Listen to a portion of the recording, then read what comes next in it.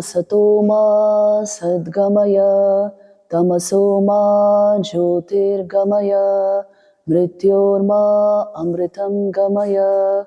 Om Shanti Shanti Shanti.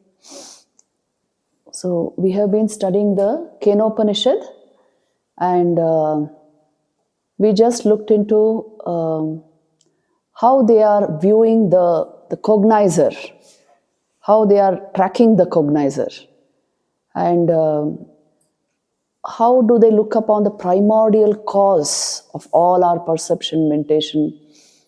Now, you see, this idea is very unique to the Upanishads, that there is a sort of kindler of our senses and mind, something which kindles us from within, which activates our entire apparatus from within, and that is pure consciousness, what is called the Atman.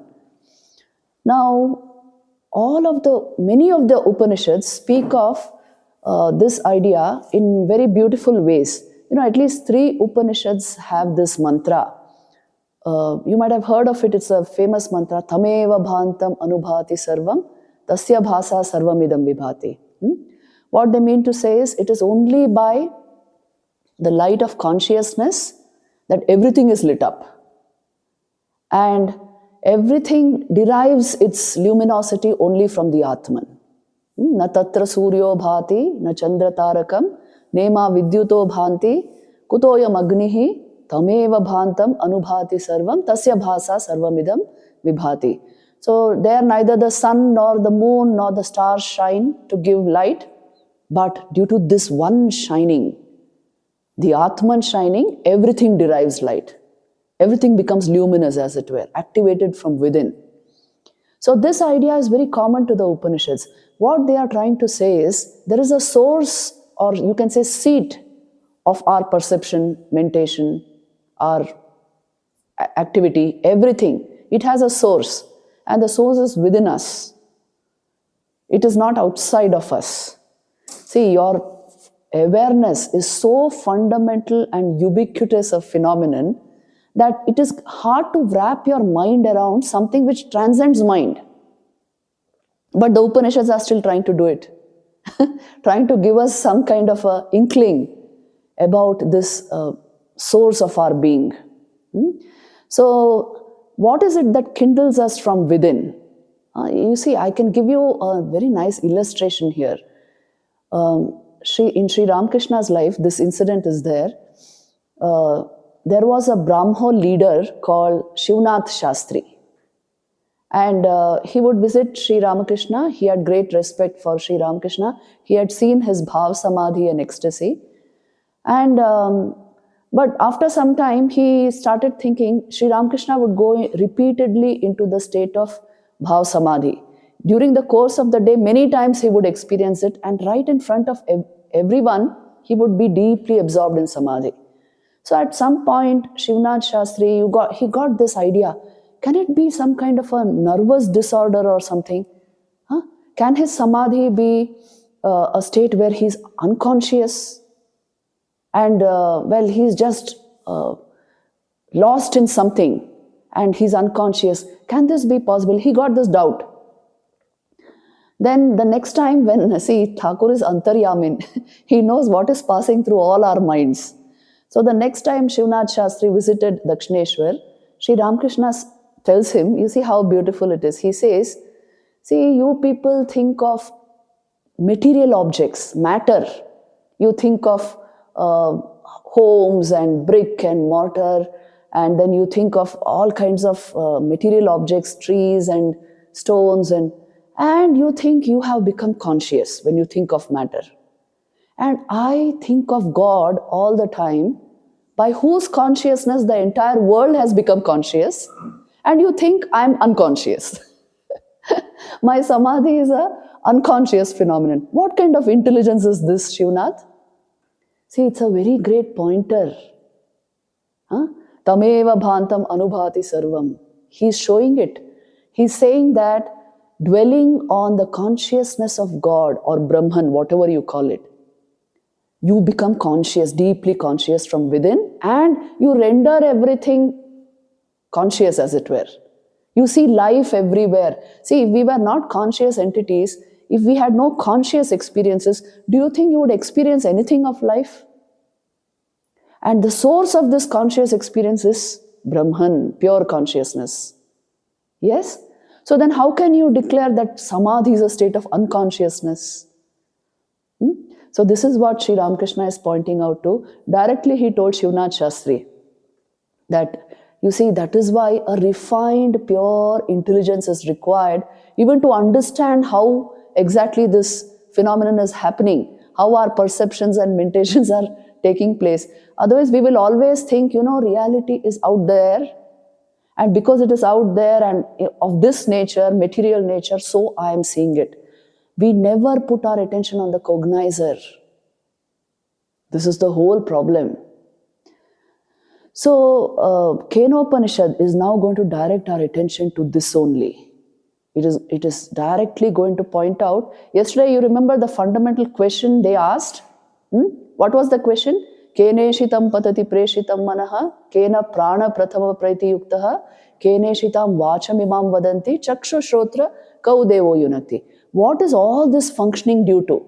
Impelled by what does my mind function, my vital energies function, and my tongue, my ears and eyes, all of them are able to see and hear and taste and speak due to what? So now you see the answer from the Upanishad. I'll straight away chant the mantras because these are all Samaveda mantras. Very interesting. And you will see how thrilling the replies are. The second mantra, go to the second mantra of Kenopanishad. Shrotrasya shrotram manaso manoyat vachoha vacham sau pranasya pranaha chakshuscha chakshu atimuchya dhiraha pretyasma lokad amrita bhavanti. See, he's saying, he, which means Brahman, is the Shrotrasya Shrotram. He's the ear of the ear. It's a beautiful expression being used. That which enables your ear to hear. He's that. And Manaso Manoyat. He's the mind of your mind. Vachoha Vacham. He's the speech of your speech. And Pranasya Pranaha. He's the core vitality which expresses as your vital energy. Chakshuscha chakshur atimuchya dhira. He is the eye of your eye. And therefore, the intelligent man, after giving up self-identification merely with the senses and mind, which means equivalent to renouncing the world, he becomes immortal. Now, why is this kind of renunciation spoken of here? Because as long as we don't understand this mechanism, we will remain attached to only the instruments of perception and meditation. We will only be attached to our eyes, our ears, our face, our looks, our body. We will not see the source of this, just an instrument which is being used by the Atman shining within to function in this world, to perceive. Isn't it? See, your deepest sense of yourself has to do with awareness. You are not even conscious of the body most of the time, unless you are made conscious of it. Unless I shake you, you won't realize that you're sitting here with your body. We function more as, mind and thinking beings. And you can say an embodied mind. That is our experience of ourselves. And if you scrutinize that acutely, you will see you only function as awareness. Not function as awareness. You are only awareness. Functioning through this body-mind complex. So this is actually an instrument which the Atman is using. Whether we know this or not, whether we acknowledge it or not, this is what is happening. See, at any given point of time, you are only self-aware. In that awareness, you happen to think. And through that thought process, you happen to perceive and see and hear and all that, and interpret it. And also ask the question, then who's the seer? Who's the cognizer?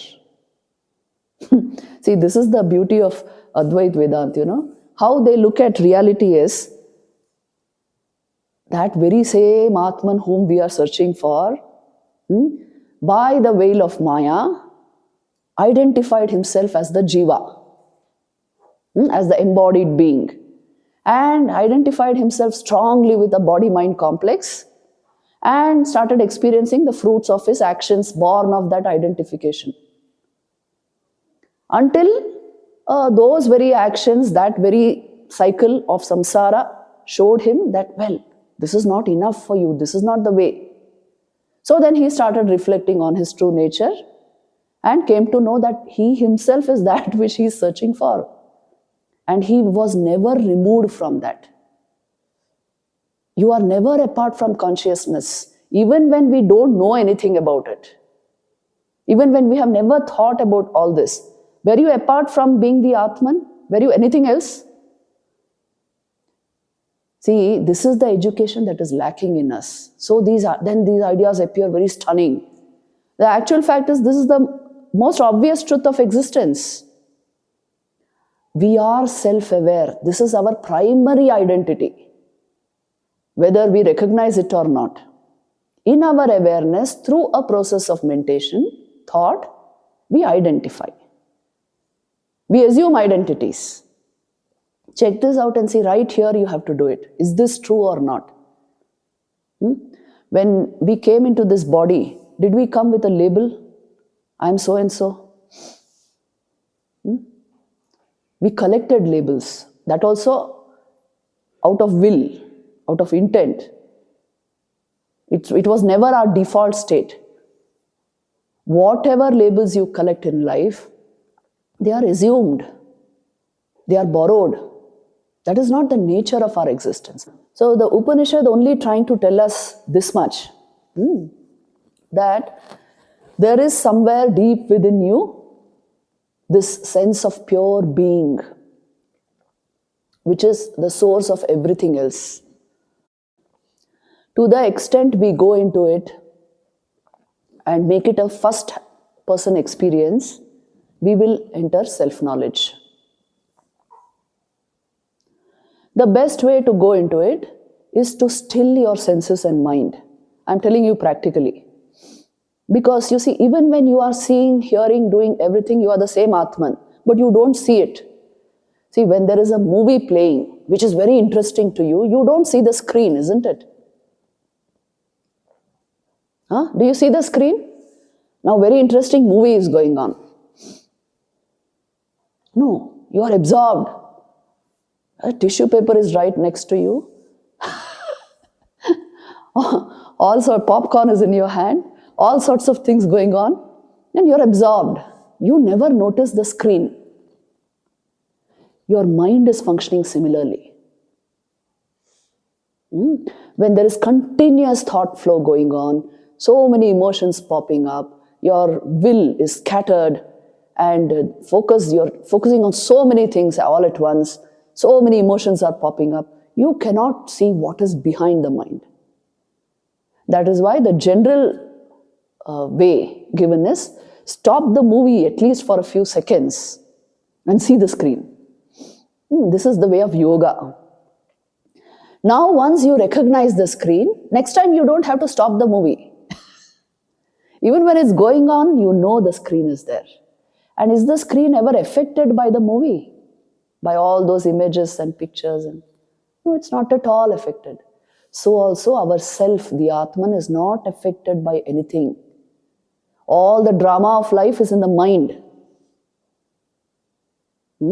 And that is why once we know how to handle the mind, self-knowledge is very easy. Mind management, that is why it is important. Even to function well in the world, see, if you have a deeply conscious mind, you will do very well in the world. So that is why, you see, all of these philosophies are only telling us this much: reality is ever there as it is. Only thing is, mind is not turned towards it. So you see, it's a beautiful answer which is being given. What is he saying? Shrotrasya shrotram manaso manoyat vachoha vacham sau pranasya pranaha chakshuscha chakshu atimuchya dhira pretyas malokad amrita bhavanti. Which means, why they use the word renunciation here is, you must turn the senses and mind inward. If they are constantly moving only towards objects, you will fail to see what is behind the mind. Just like how absorption in the movie fails to show you the screen. It's something like that. So our inner mechanism requires to be trained. Otherwise, this self-knowledge will be difficult. Now you see the next mantra. Go to the next mantra.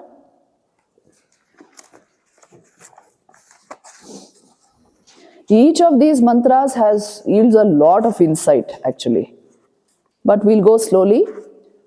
Na tatra chakshur gacchati, na vag gacchati, no manaha, na vidmo na vijanimo, yathaitadanu shishyat. You got that? Na tatra chakshur gacchati, na vag gacchati, no manaha, na vidmo na vijanimo, yathaitadanu shishyat. The eye does not go there, nor speech, nor mind. We do not know Brahman to be such and such. Hence, we are not aware of any process of instructing about it. See? Because you cannot see it. Can you see the Atman? Can you see pure consciousness with these eyes? You can't. Can you hear it? You can't touch it. You can't taste it. You can't do anything about it. Can you think of it? All the more we cannot think of it. Now if I tell you, think of pure consciousness. Why you can't think of it, Because you are pure consciousness. You can never think of it. In fact, pure consciousness is thinking about the mind just now. That is why you can't think of it. You can't conceive of it. You can't make a concept of it. You can't cognize it. So then what to do? Turning senses and mind inward means you so refine this equipment, you are able to now see the screen. Not see, but intuit. You are able to know.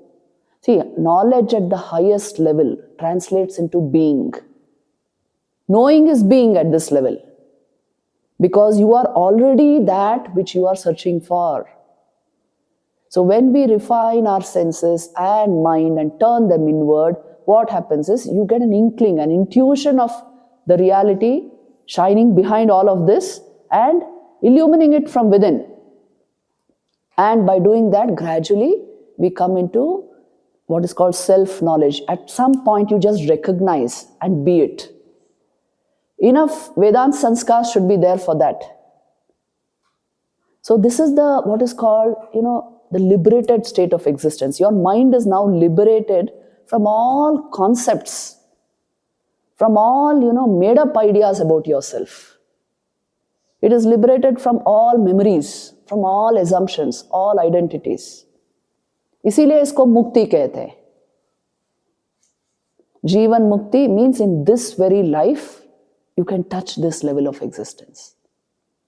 So then what happens as a result? Do I stay absorbed in that somewhere? No. There's a beautiful Zen saying, after the ecstasy, the laundry. It's a book on it. What they mean to say is, even when you touch this level of existence, you will carry on your normal life, but with an awakened awareness. Deep inner awakening has happened. And its effects can be felt on the mind and body. Yesterday I told you, a real spiritual experience will impact all the Panchakoshas. It goes far beyond logic and the Manomaya Kosh. And it will yield deep fulfillment within. The happiness that we are hunting for in objects, we will understand it, the source of all happiness. So you see, bliss, generation of bliss and deep fulfillment is the sure sign of God vision. Thakur says this many times in the Gospel. This continuous flow and blossoming of bliss from within. This is a sign of God vision, he says. So it is possible to go into this level of knowledge. They are giving us all the hints in this Upanishad, how to go into it. Look at the next mantra. Anyadeva tadviditaadatho aviditaadadhi iti shushruma purvesham yenas tadvyachachakshire. That Brahman is surely different from the known, and again it is above the unknown. Such was the utterance we heard of the ancient teachers who explained it to us. Obviously, this is what we are discussing. It cannot be known. Not through our usual way of knowledge, instruments of knowledge. You can never see it, you can never hear it. So sense perception is useless. Even mind, your ability to cognize, think about, that is also not there. So then it is cannot be known, and it is beyond the unknown also. What that means is there is a way of knowing it, you can say, and that is by being it. By being it. So you see, that which illumines our entire apparatus from within, that we are at any given point of time. Actually speaking, when you come to the real experience of Advaita Vedanta, you will see there is no time and space. It is not at some moment of realization I will get it. Even now, right here, right now, it is there. You are that. It's not that at some place I will get it. I will get it in Pangot. I will get it in the Himalayas. Wherever you are pure consciousness. You are carrying God in your heart all the time and searching for Him everywhere. So you see, there is no time, space, and causation when it comes to consciousness. And this entire equipment is being illumined by that from within all the time. This is how we are functioning. That is why it is beyond the known and unknown. You can't put it under those categories at all. You can't use language. They use the language of paradox in the Upanishads. Analogy, paradox, these are the languages used. Because there are no direct ways. Language falls short. How can you describe something which is not, you can't even think about it, how can you put a language around it? So all these means are insufficient. This is what they are saying. But you can know it. You can know it by being it.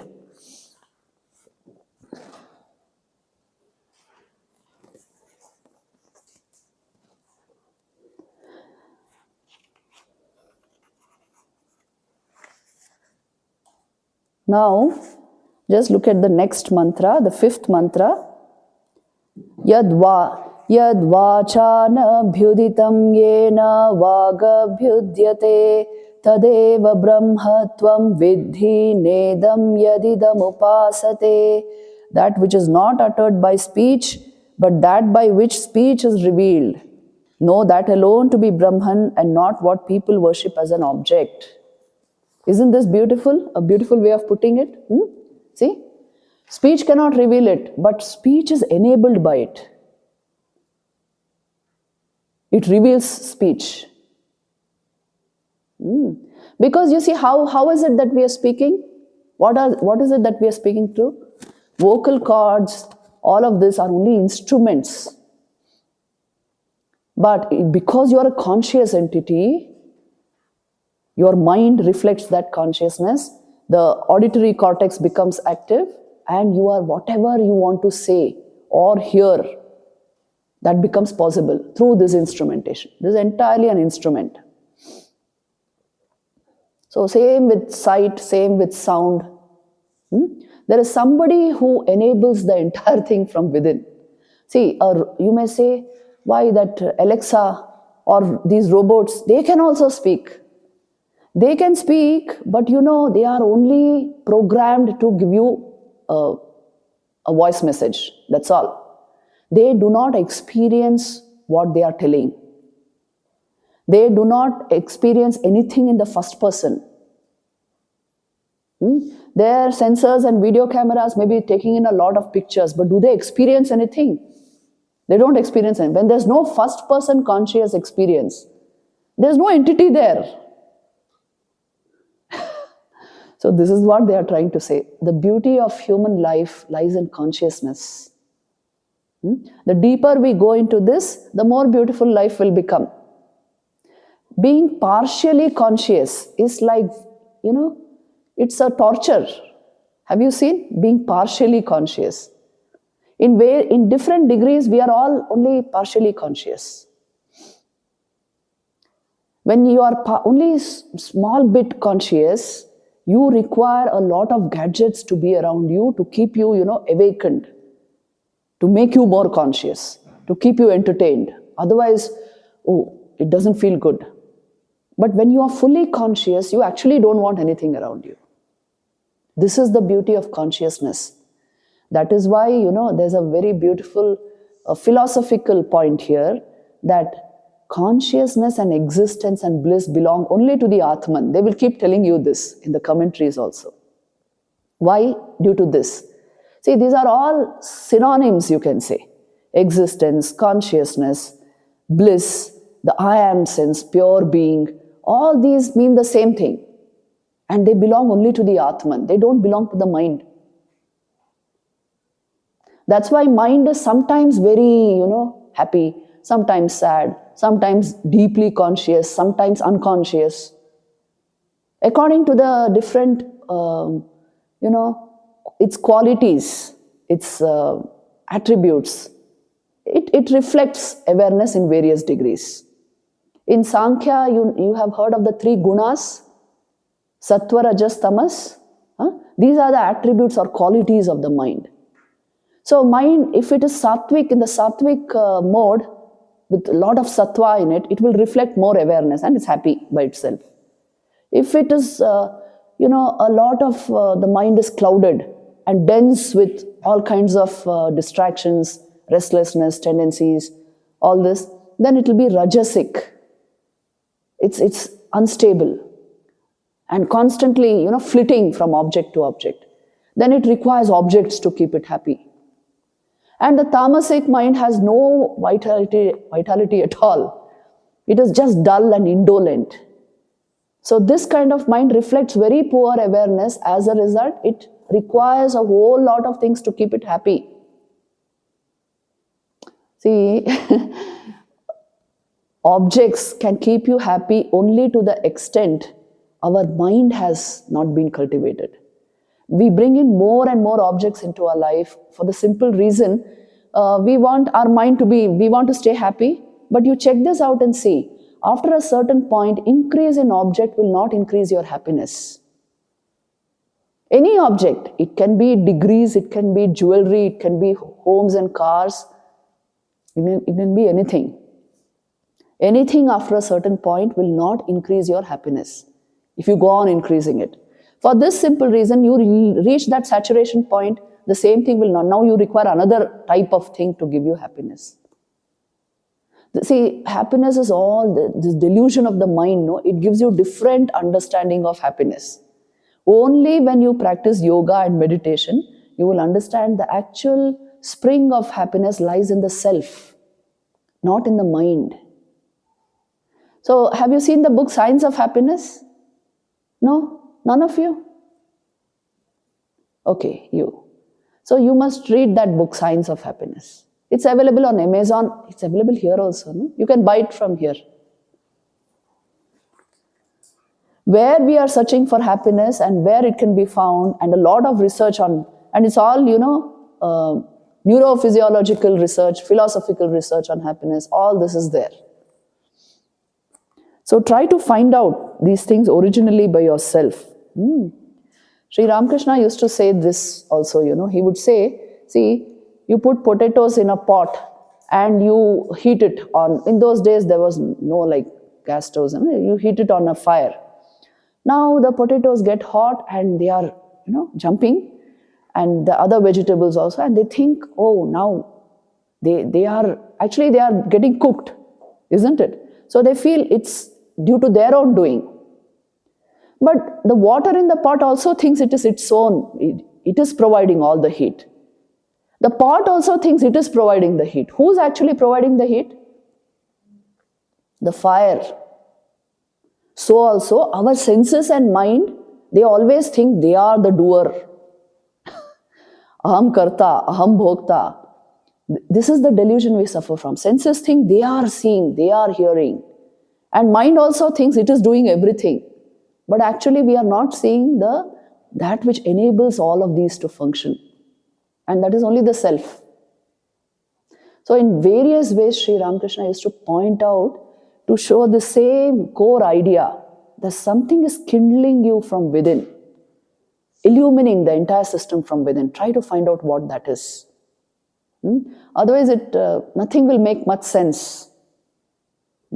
Because today, modern life itself will teach us artificial intelligence is galloping at such a pace. Most of us will be out of our jobs after some time. Only the really conscious beings. You can ask Elon Musk, he'll tell you which are the only jobs which will survive. Only that which AI cannot replicate will survive. Otherwise, they will race ahead of us. They're doing things much better than we can do.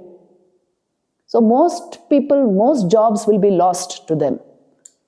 And then we won't know what to do with our time because we never cultivated the inner life. Only when you become deeply conscious, you know the value of life and time.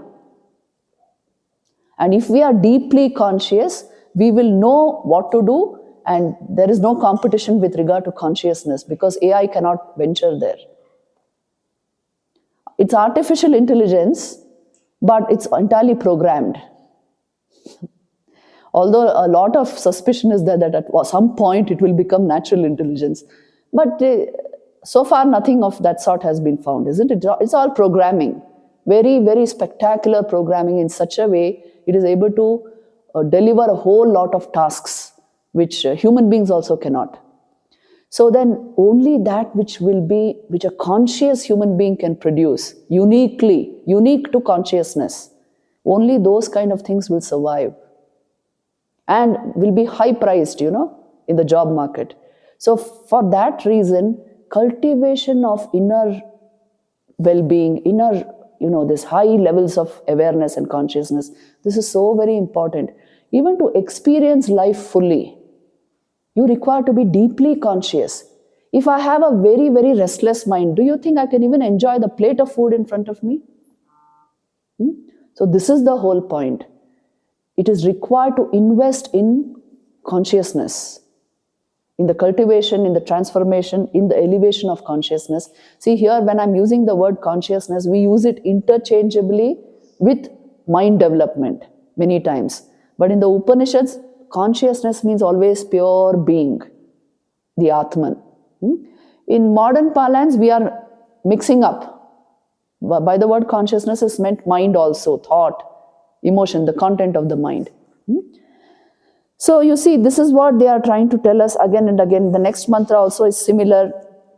Yat chakshusha na pashyati, yena chakshumshi pashyati, tadeva brahmatvam vidhi, nedam yadidam upasate. That which man does not see with the eye, that by which man perceives the activities of the eye, I would translate it like this, that which cannot be seen by the eye, but which enables the eye to see. That alone to be Brahman, and not this that people worship as an object. So this is pretty obvious, isn't it? The way we are studying it. The eyes cannot see it, but it enables the eyes to see. And so you see, again and again they are saying, so that is Brahman. That awareness by which you are able to function, that is Brahman. And not this that people worship. So what is this they are referring to? Not this that people worship. Many times when we don't have a philosophical grasp on ultimate reality, we make symbols out of that reality, isn't it? We worship God in so many ways, and right from ancient times, we have been worshipping God in so many ways. So the Upanishad is telling us again and again, you may do that for your development, but remember that is not the thing. Brahman is not what people generally worship. It is that which is the very consciousness of your being. And so find out what is the core truth about you. Knowledge of self is knowledge of God. Please know this. Don't make this mistake thinking this is some other kind of spirituality and Bhagwan ke pujo kora ar ekta kichu. Thakur himself says in the book which Swami Brahmananda put together on Sri Ramakrishna's words, there the very first sentence Thakur says that Manush nije ke chinte parle, Ishwar ke chena jaye. If a man is able to know his own self, he will know God. Is there any other way of knowing God? Now you have a vision of God. You see, these are the most attractive things. But God's experience of himself is not that he is God. It is the I am. Existence is God's experience of himself. Pure consciousness is God's experience of himself. And not that he is God. Just like how, in your case, suppose you feel I am an engineer. Does that sound more true, or does it sound more true to say I am first and foremost a self-aware entity? What is more fundamental? That your self-aware is most fundamental, and through that awareness being reflected in the mind, you can identify with a whole lot of your upadhis. So then you become an engineer, you become a father, you become a boss, you become this and that. But fundamentally, you are only self-aware. So also God's awareness of himself is only the same I am. So this is what they are trying to say. It is Brahman alone that is being worshipped through everything. And people may think they are worshipping these different symbols and different gods, and there are different divine entities. But it is Brahman alone that is the truth behind everything. This again and again, this refrain is there. You can see it. Yat shrotrena na shrunoti yena shrotramidam shrutam tadeva brahmatvam vidhi nedam yadidam upasate. That which man does not hear with the ear, but that by which man is able to hear, know that to be Brahman, and not this that people worship as an object. Yes? Is it making sense? The same thing, you see, it's being applied to all the sense organs. Yat pranena na praniti yena prana praniyate tadeva brahmatvam vidhi nedam yadidam upasate. That which man does not smell, cannot smell with the organ of smell, but that which enables a man to smell, know that to be Brahman and not what people worship as an object. Iti Kenopanishadi Prathama Khandaha. See, here the word prana is used. Prana is used in the Upanishads in many places. So we must have some clarity regarding what it means. Here it is being used to say the sense of smell. Okay, and that is why the interpretation is like that. It is that which enables all your senses to function, that is Brahman. But I want you to notice that later on when we will be using the word pran, this sense of smell or, your breathing apparatus, all of this is only the external manifestation of pran. There is also a internal manifestation of pran, what is called, the pranic energy, vital energy, the vital force within us. I think yesterday's class we briefly discussed it. The vitality that you feel in your system, it's a kind of energy. It's our internal energy. Since we are used to studying only external energies, we don't study this much. But the cause of even this internal energy, some people call it Kundalini. Even the cause of all of this is the same consciousness, Brahman itself. So remember this, at the source of everything is Brahman. Due to its presence, everything is functioning the way it is functioning. It kindles all of this from within, Brahman.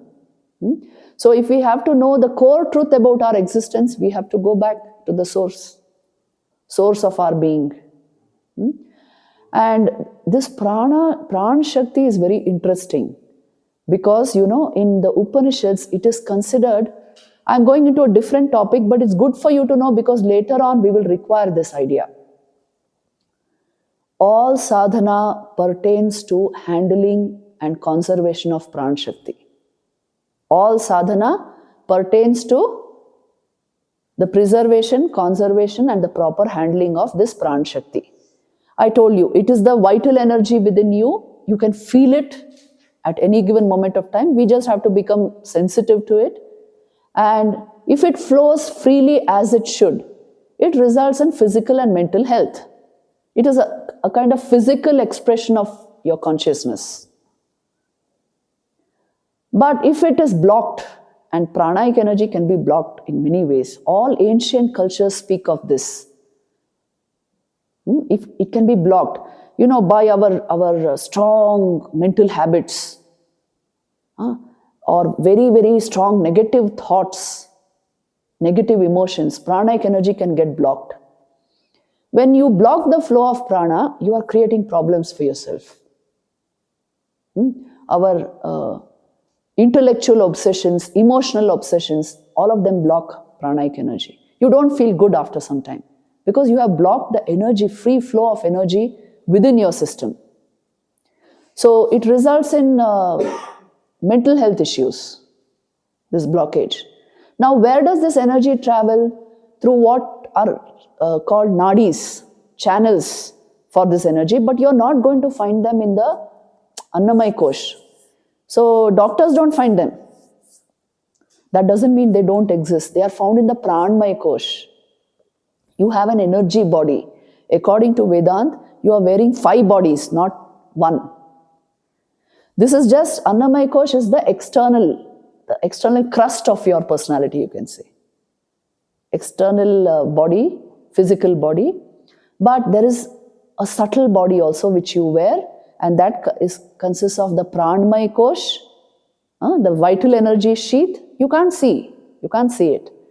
And you're not going to find it if you dissect this body also. It's a subtler aspect of your being. And then you are wearing the Manomaya Kosh, a mind. And don't think the mind is here. See, all these wrong notions we have because we think we are living in this physical system. Now we have to change all these paradigms, when you come to Vedanta. Manomaya Kosh, mind, is spread all over you. Every cell has memory. Do you know that? So Manomaya Kosh is not restricted to your brain. Your brain is only the hardware for the manifestation of the software which your mind holds. It is the physical manifestation, the hardware for the mind. That is the brain. And brain is only part of Annamaya Kosh. So what happens is this Pranmaya Kosh, Manomaya Kosh and Vijnanamaya Kosh, your intelligence, together form your subtle body. You are wearing that also. And you are wearing one more body, which is the causal sheath, Anandamaya Kosh. That sheath through which awareness streams into your system, that is the causal sheath. So what happens is when we do sadhana, we regulate all of these koshas, all the bodies. Yes, layer by layer we regulate. And you learn to live not just in Manomaya Kosh, you learn to live in the Vijnanamaya Kosh and Anandamaya Kosh. By the practice of sadhana, this becomes possible. So now you are living at a very subtle level. You don't need gross pleasures and gross objects in your life. If this level of, transformation of consciousness is there, it is possible to enjoy life at a deeper level. Now devotion becomes real in our life. Higher knowledge becomes real in our life. You will seek also that same kind of company. Life gets elevated to another level. Just because you have learned to live in the Karan Sharir. You get it? Just like how intellectuals live in the Manomaya Kosh. Yes, they are. Professors are not even conscious of physical spaces many times. There are lots of jokes on that. You must be knowing. Just like that, spiritual people tend to live in the Karan Sharir or beyond that, in Atma Jnana. So it all depends on what you want to do. Don't think we live in physical space. This is just very elementary idea. See, whole of science is studying only physical space. And to improve the space here, we want to go to Mars and create further trouble there. But whatever it is, this is all that science thinks about. Material objects, physical spaces. But in the realm of spirituality, they will tell you, you are not even living in physical space. You are living in Chittakash. You are living in a mental space. And it's possible to live in Chidakash, the space of awareness. So you see, these are all ways of understanding that our own being, self, is not restricted to one particular space-time paradigm. You are speaking of 3 dimensions or 10 dimensions, 11 dimensions. There are infinite dimensions of existence. You have heard of multiverses, isn't it? Multiverses, oldest concept comes in the Bhagavatam, Srimad Bhagavatam, such an old ancient text. And even the Upanishads will tell you about it. Finally, only to conclude this, that space, time and causation are parameters through which your mind functions, not your soul, not your awareness. So you can go anywhere and do anything, but ultimately in your awareness only it is happening. It's not outside your awareness. So your awareness is not experiencing. The mind experiences. When you're identified with the mind, you experience. See, these things we have to make it clear. When you come to Vedanta, you will understand there are different levels of existence. That is why. It's our choice where we wish to exist. Just like how in physical space, you may want to stay in a very nice place, Switzerland. But wherever you stay, you carry your mind with you. You can go on a Himalayan trek, brooding about some troublesome person. So we live primarily in Chittakash, and it's possible to live in Chidakash. This is the whole point. So the space of awareness has to be explored. This is what sadhana is about. And how do you do it? By regulating these panchakoshas. Annamay kosh, pranmay kosh. See, the free flow of pran, if it is there, mind will be luminous and brilliant. If mind is luminous and brilliant and well trained, it will automatically lead to vijnanamay kosh. Automatically you live in the intellectual plane. You don't descend from there. If that is very well trained and refined, you will automatically go into the Karan Sharir. You live in that space where you are more aware than identified. Now you are very close to the Atman, to real self-knowledge. And when you enter that space, or whatever way you call it, you are one with the divine. So in this very life it is possible.